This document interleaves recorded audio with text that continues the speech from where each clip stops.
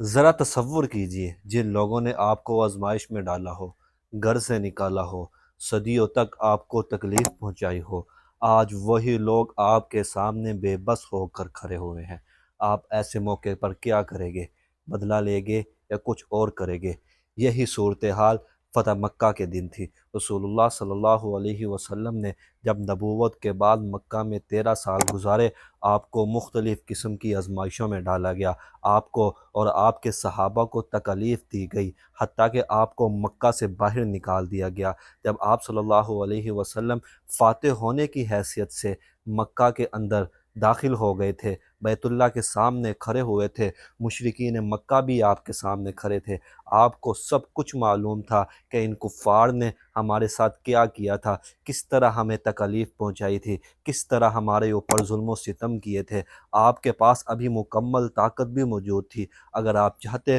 تو اس وقت ان کفار سے بدلہ لے سکتے تھے، لیکن رسول اللہ صلی اللہ علیہ وسلم نے فرمایا کہ جاؤ تم سب آزاد ہو، یعنی میں نے تم سب کو معاف کر دیا، نہ بدلہ لیا، نہ آزمائش میں ڈالا، نہ کوئی تکلیف دی۔ یہ رسول اللہ صلی اللہ علیہ وسلم کی سیرت کا ہمارے لیے عظیم سبق ہے کہ طاقت کے باوجود اگلے بندے کو معاف کر دینا اصل بہادری یہ ہے۔ آج ہم دیکھتے ہیں کہ اگر ہمیں دفتر میں اختیار مل جائے، یا گھر میں ہمارے سامنے کوئی کمزور ہے، یا کوئی کاروبار کی وجہ سے ہمارے سامنے مجبور آ گیا ہے، تو اس بندے کے سامنے طاقت کو آزمانا اصل بہادری یہ نہیں ہے، بلکہ طاقت کے ہوتے ہوئے انصاف کرنا، اس کے اوپر رحم کرنا اصل بہادری اور اصل اخلاق یہی ہے۔ یہی ہمیں رسول اللہ صلی اللہ علیہ وسلم کی سیرت سکھاتی ہے، اور یہی آج کا سبق ہے۔